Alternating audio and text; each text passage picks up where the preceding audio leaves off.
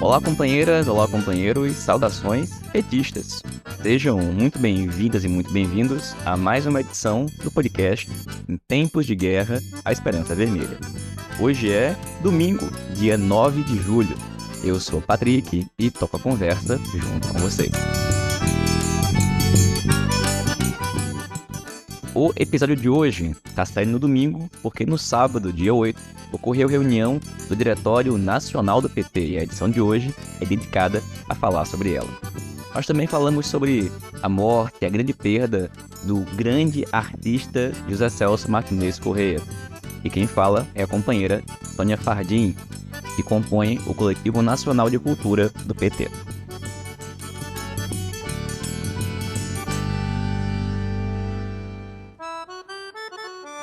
E pessoal, a gente começa a edição de hoje do nosso podcast falando da imensa perda para o Brasil, para o teatro, para a dramaturgia, para a cultura brasileira e mundial, em razão do falecimento de José Celso Martinez Corrêa, José Celso.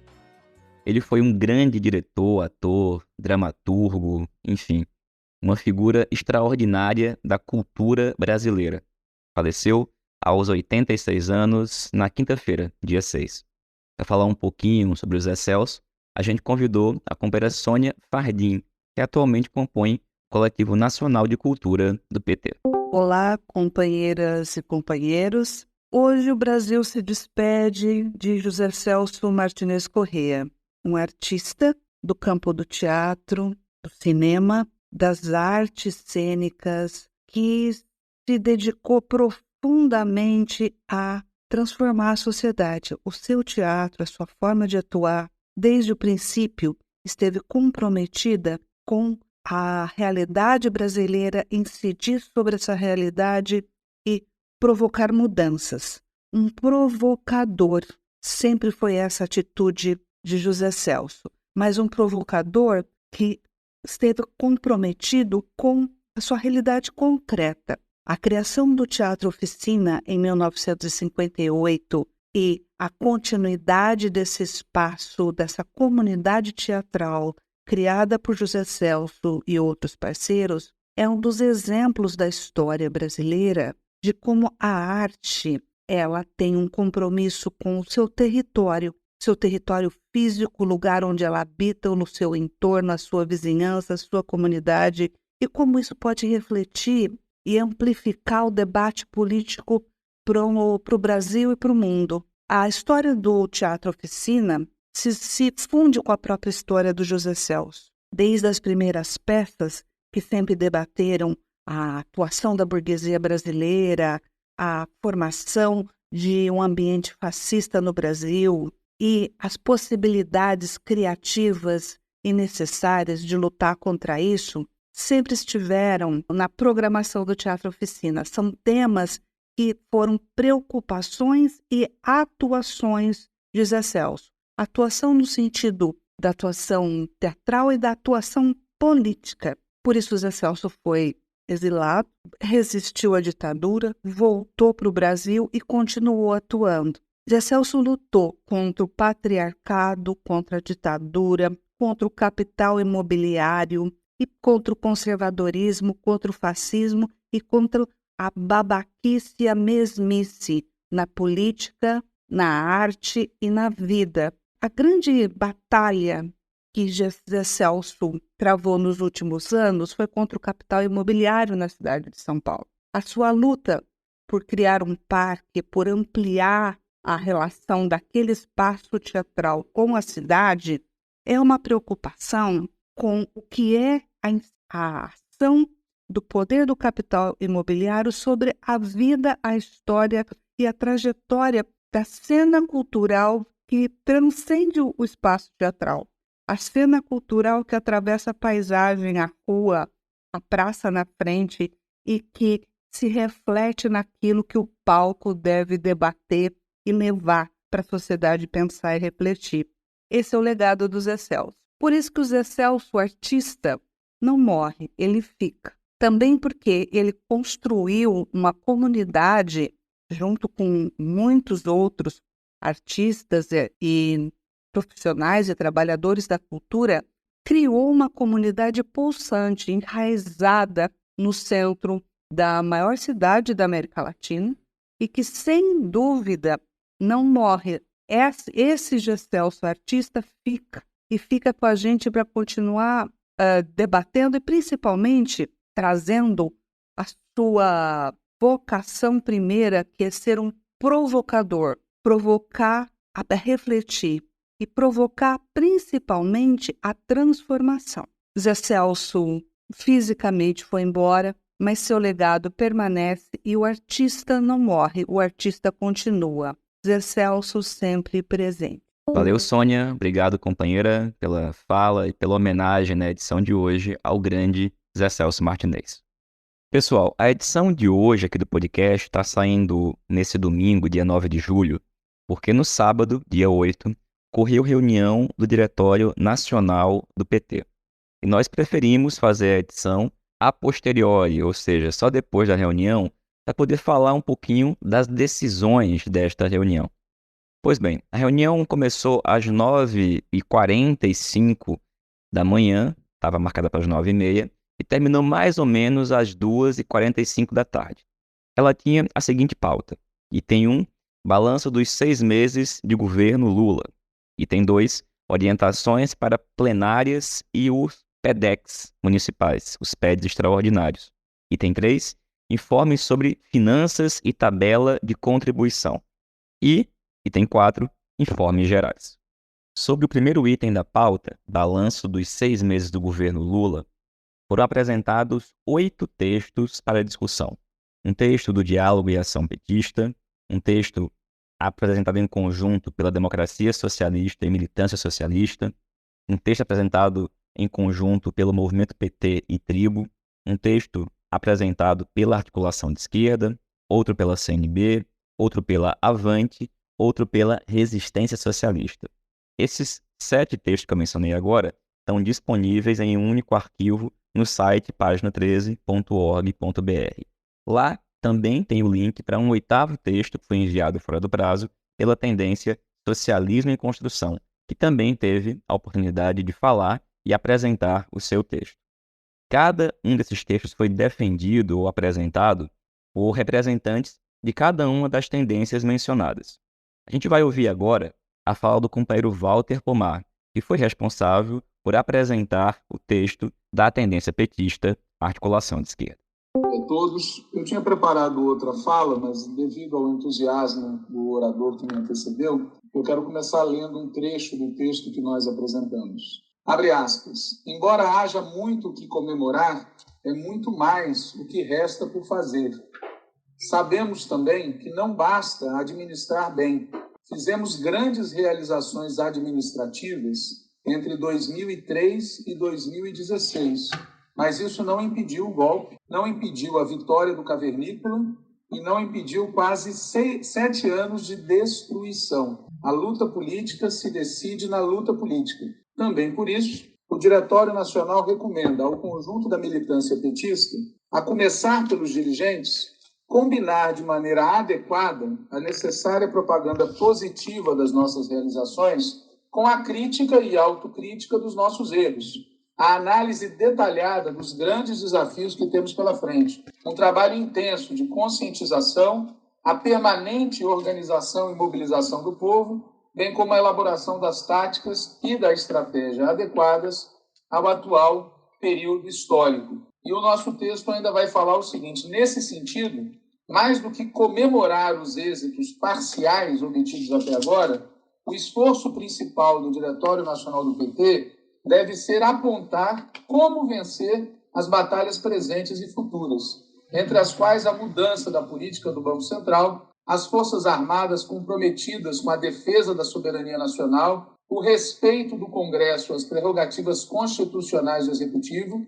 o início de um novo ciclo de desenvolvimento do Brasil, tudo isso combinado e a serviço de melhorar rápida e profundamente a qualidade de vida da maioria do nosso povo. No espírito do que eu acabei de ler, eu queria comentar trechos de uma das teses, a tese que vai ser apresentada a seguir, com o intuito de contribuir no debate, porque nós sabemos o que vai ser votado e aprovado aqui, e no final acaba sobrando pouco tempo para que o debate seja feito. O texto dos companheiros da CNB diz que estamos no rumo certo, de fato. Mas eu queria fazer uma pergunta a todo esse diretório. Nós estamos na velocidade necessária e estamos fazendo as mudanças na profundidade necessária? Isso está ligado ao fato de que, como diz o texto da CNB, a ênfase do nosso governo tem sido a união e reconstrução e o enfrentamento ao fascismo. O problema é que o fascismo se alimenta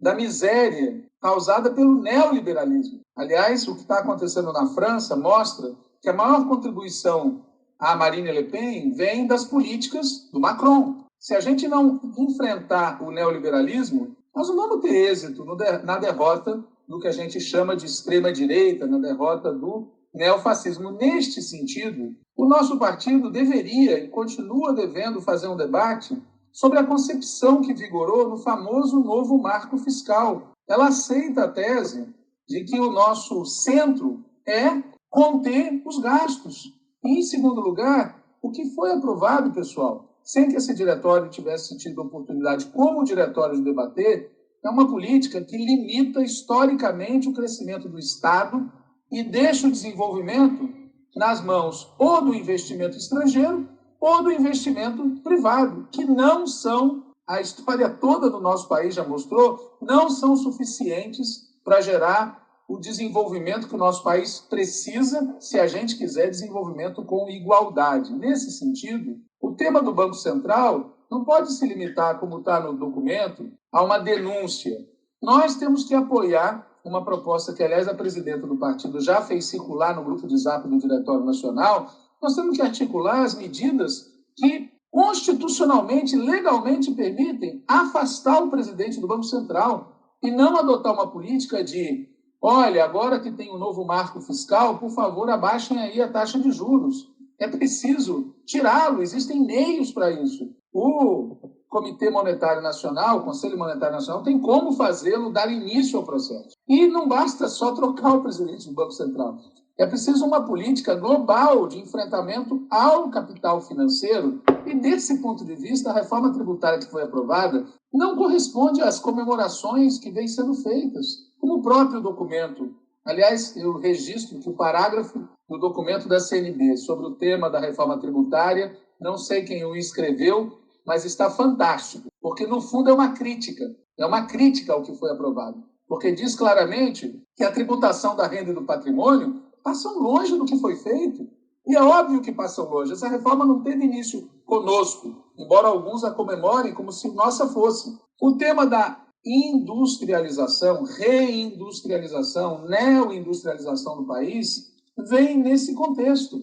Notem que da onde vão vir os recursos para o salto de qualidade que a gente precisa?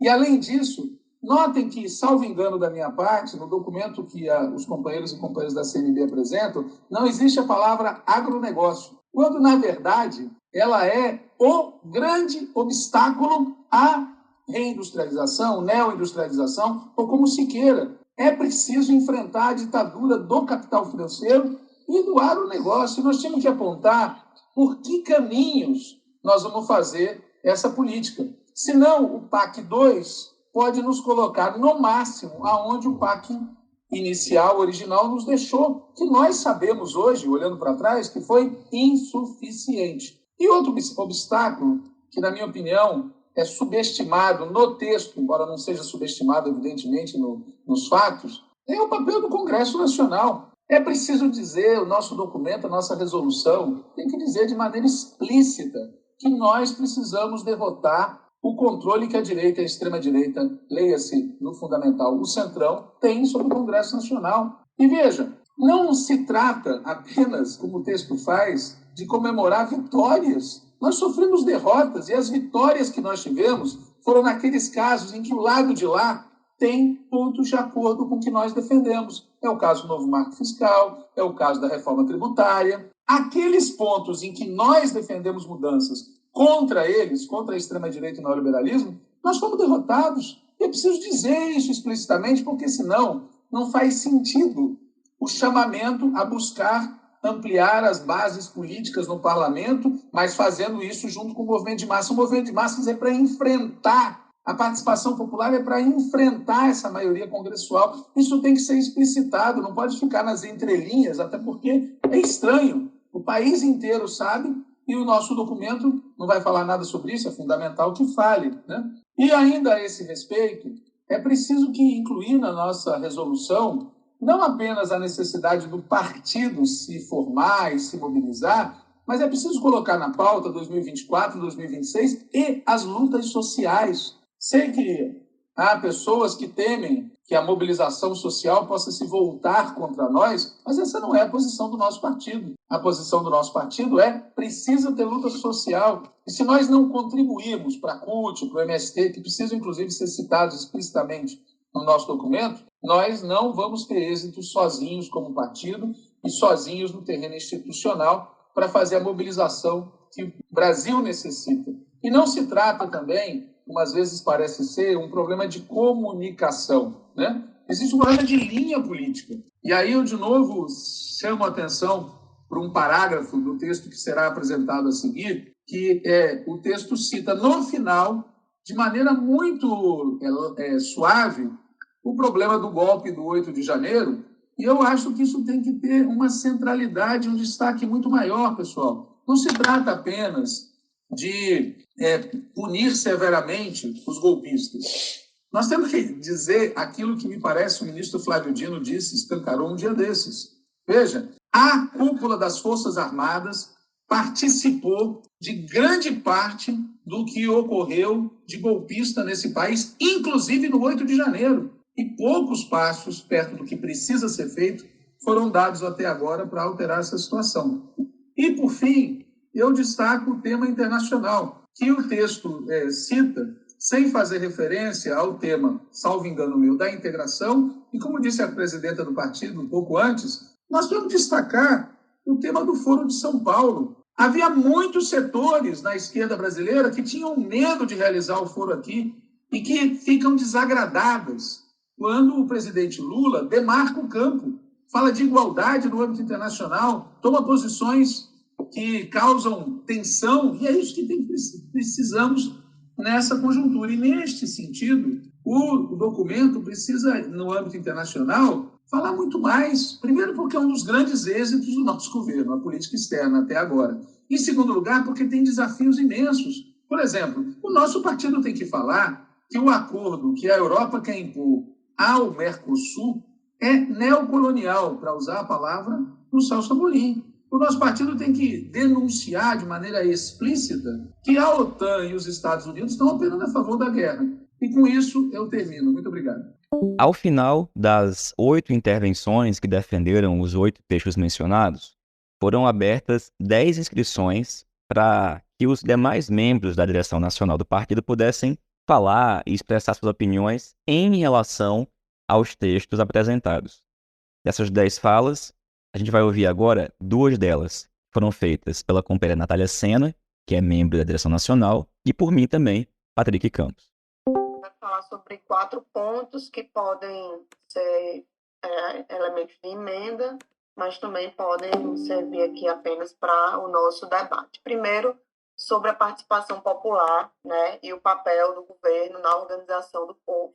Esse debate já apareceu em alguns momentos, a gente nunca avança muito nele, inclusive no que propor em relação ao governo, em relação a isso, né? Não necessariamente a gente precisaria escrever num documento de balanço, mas acho que precisa avançar um pouco mais nessa discussão. Acho que tem muito que comemorar, obviamente, no nosso governo, muita coisa sendo retomada, coisas novas sendo criadas, mas essa questão da participação popular, se não for o PT que abra um debate mais consistente sobre as formas efetivas, formas novas, né, de fazer essa coisa avançar, ninguém vai fazer.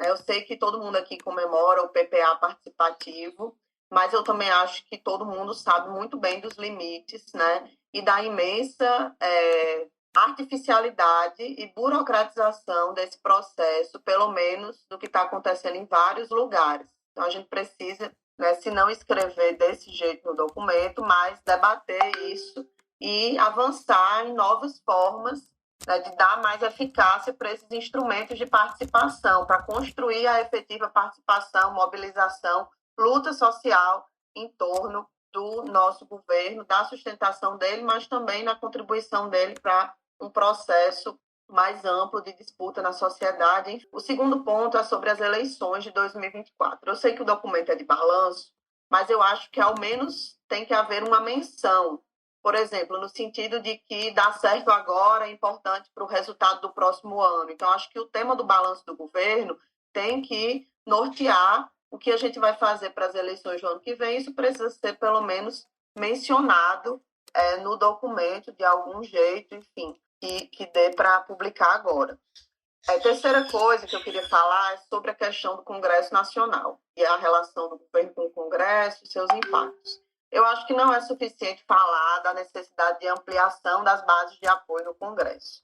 Eu acho que a gente precisa abrir um debate mais de fundo sobre como é que vai se dar essa relação entre o governo e o Congresso, né? Até onde a gente vai nesse processo. Por exemplo, é uma questão de definição de linha política que o governo precisa também debruçar sobre isso, mas é preciso ter uma discussão sobre até onde a gente vai tensionar com o Congresso, quais são os acordos que são razoáveis de fazer, quais não são, onde é que está a linha que não pode ser cruzada na negociação com o Congresso.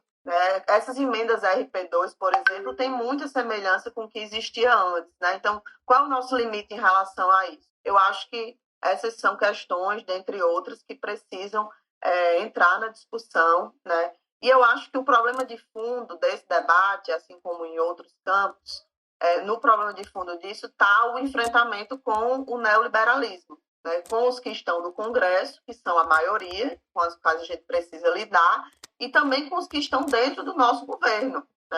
Então, assim, ou a gente muda isso, ou a gente vai seguir refém em muitos temas muito estruturantes. E não só do ponto de vista econômico. Por exemplo, o ministro da Defesa, ele precisa sair, não pode ficar no nosso governo. Então, isso precisa ser debatido melhor, enfim, no âmbito aí dessa questão militar, por exemplo. O último ponto é sobre o papel do PT nessa disputa do governo, também na disputa política mais geral. O documento da CNB traz elementos, fala de Comitê Popular de Luta, comunicação, enfim, nas áreas de atuação do partido, mas eu queria aqui fazer um comentário no seguinte sentido. Eu acho que Lula não pode ser a ala esquerda do nosso governo sozinho. Na prática, é isso que está acontecendo hoje. Eu acho que os ministros petistas, no geral, não fazem os enfrentamentos sobre quase nenhum tema. Ao contrário, muitas vezes ficam tentando remendar ou desfazer declarações do presidente Lula quando supostamente ele iria à esquerda demais. Eu acho que não dá para ser assim. Eu acho que até para o presidente cumprir um papel mais mediador, precisa ter quem puxe para a esquerda. E se for ele, bom, é complicado. Então, acho que cabe ao PT também cumprir mais esse papel, vem cumprindo em alguns momentos, mas precisa organizar isso melhor, eu acho, coletivamente, e cabe também aos petistas que estão dentro do governo também cumprir esse papel, de comprar algumas brigas, enfim, de entrar em alguns debates mais sensíveis e para o enfrentamento em alguns temas. Eu acho que a questão ideológica não é o de menos. Eu acho que sempre vai ser necessário fazer o debate ideológico, a direita e a extrema-direita seguem fazendo, e quanto mais a gente negligenciar isso, mais eles vão ser vencedores na disputa de hegemonia na sociedade.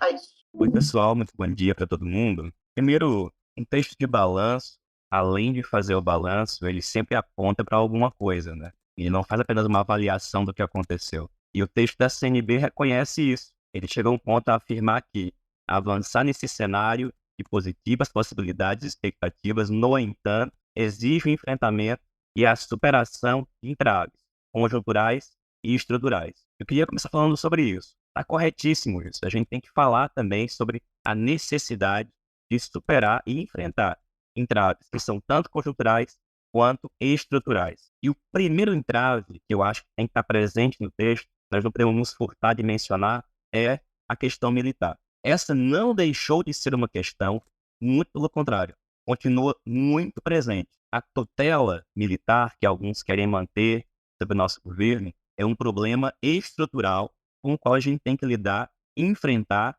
derrotar e superar. A presença, como foi muito bem dito aqui, do ministro Múcio no governo, nesse momento, continua sendo absurda, em especial depois de tudo que ocorreu no 8 de janeiro.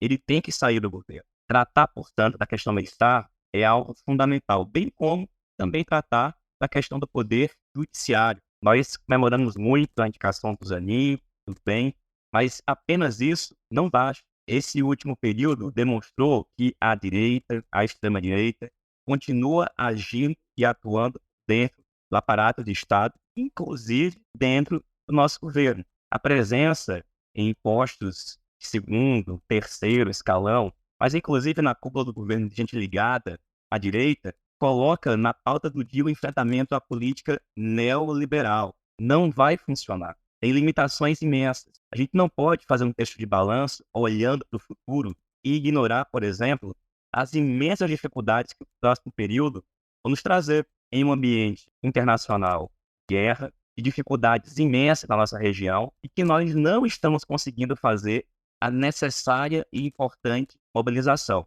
Não está presente no texto de balanço, por exemplo, o que foi o 8 de março, o que foram as tentativas de luta do abril de lutas, o que foi o 1º de maio. Pairada, nós não conseguimos realizar em momentos que eram importantíssimos grandes mobilizações em apoio ao governo e em apoio à chamada pauta do povo. Esse segundo semestre vai ser fundamental que isso volte a acontecer. O companheiro falou aqui, mas das margaridas, condições ela vai acontecer. Tem que ter uma mobilização, uma convocatória por parte do PT, por parte do conjunto das organizações de esquerda, para que a gente possa influenciar na conjuntura. Muita gente está falando, temos que melhorar a correlação de forças no Congresso. É que isso acontece, hein? É somente lá, em negociações, conversas, espaço no governo? Não é. Tem que ter mobilização popular e isso tem que ser organizada e canalizada por nós. Por fim, 2 coisas. O texto menciona as questões positivas, como, por exemplo, o enfrentamento à política de juros do Banco Central, fala da importância de avançar com programas como o Desenrola, como as reformas tributárias e outras, mas, além disso, as perspectivas em relação à eleição de 2024 também têm que estar presentes. Inclusive, fazendo o devido balanço da eficácia ou da eficiência de uma tática de frente ampla que não se mostrou tão eficaz, por exemplo, para compor uma maioria parlamentar e sustente o nosso governo. Vai ser essa tática para 2024? Parece que não. Por essa razão, a disputa ideológica não está em segundo ponto. Ela está em primeiro lugar. E as perspectivas para o segundo semestre de 2023, todo o ano de 2024, tem que ser de ampliação.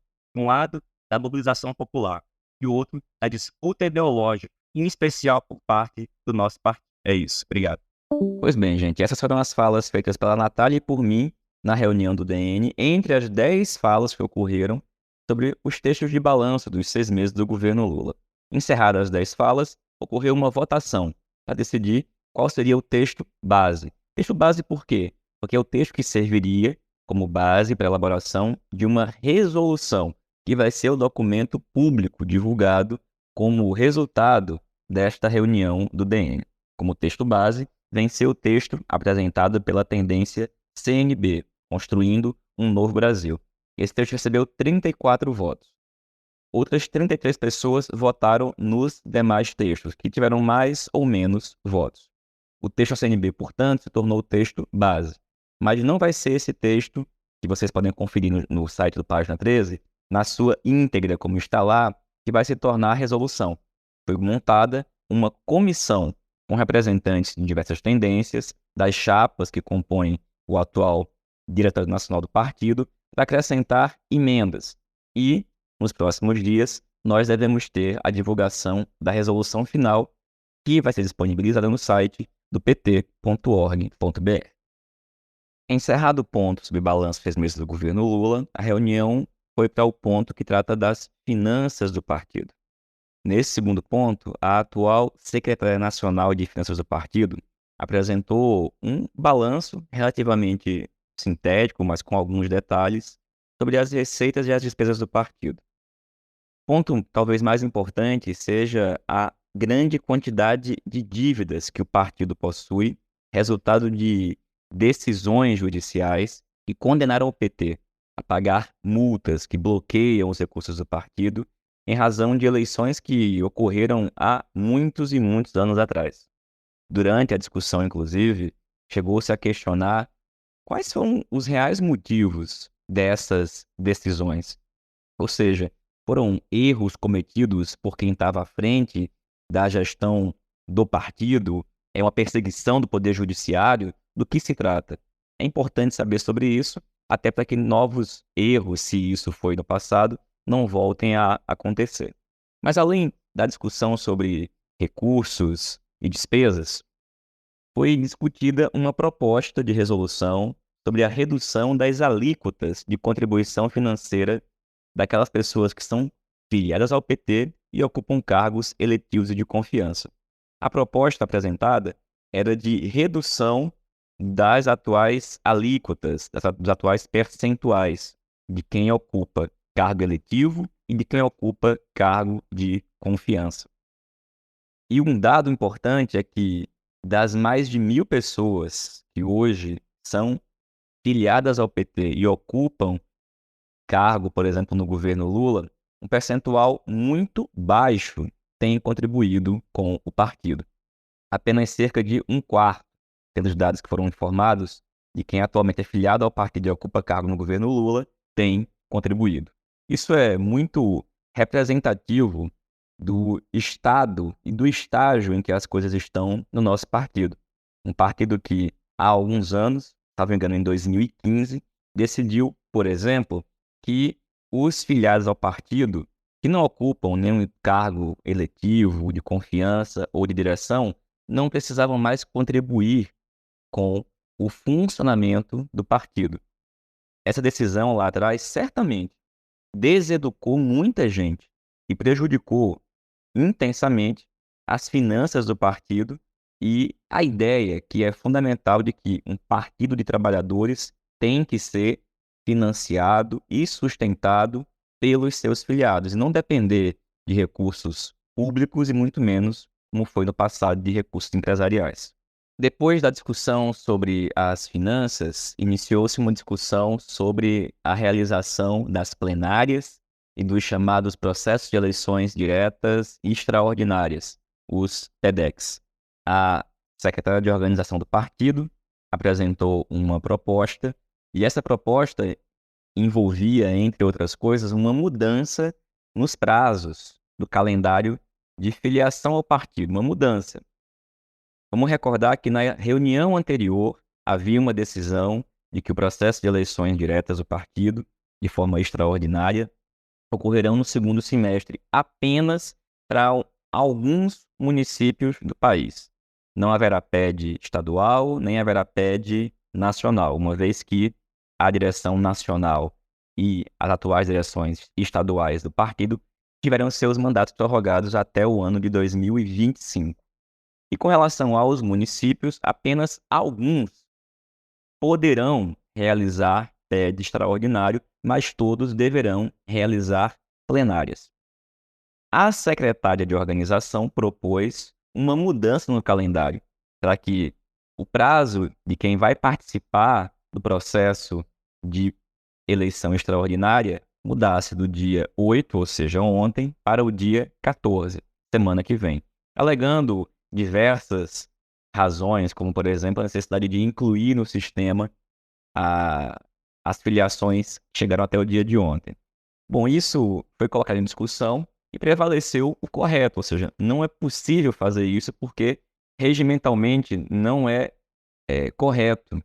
O que se foi aprovado ontem, na verdade, foi que o prazo continua sendo do dia 8 de julho, mas que podem ser incluídos no sistema ao longo dessa semana as filiações e pedidos que chegarem até o dia de ontem.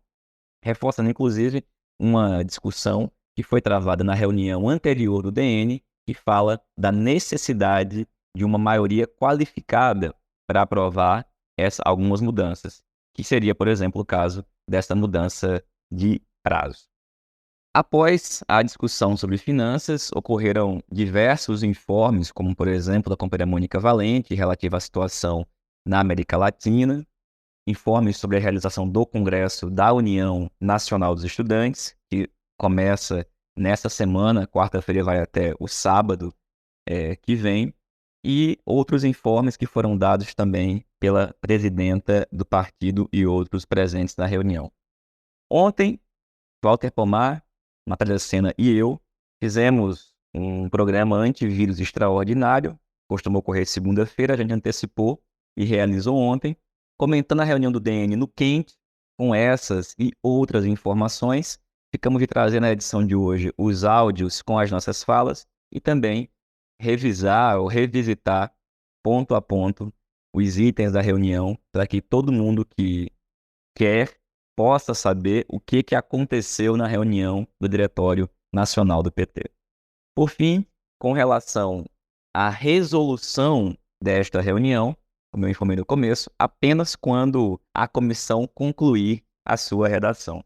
E com relação ao texto que deve orientar a realização das plenárias municipais, esse nós também não temos informação ainda de quando vai ser publicado. É uma tarefa que deveria ter passado por essa reunião, ele não foi apresentado, fica para o momento seguinte. Para terminar, um informe muito importante de um dos itens da pauta da reunião foi um pedido do companheiro Walter Pomar para que o secretário-geral do partido tratasse de um assunto relativo ao estado do Tocantins. Existe um pleito de militantes no estado do Tocantins, mas a discussão sobre o Tocantins não foi realizada porque o próprio secretário-geral do partido disse que não tinha condições de apresentar na reunião em detalhes o processo e as questões, algo que também ficou para a próxima reunião. Qualquer dúvida, qualquer questão, basta entrar em contato conosco, tem informações no antivírus e também devemos voltar a esse assunto da reunião do DN e suas consequências, como, por exemplo, a resolução final, na próxima edição aqui do podcast e na próxima edição do antivírus. Lembrando que segunda, dia 10, não haverá edição do antivírus, porque já aconteceu no sábado, dia 8. A gente se reencontra muito em breve. Saudações petistas e até mais.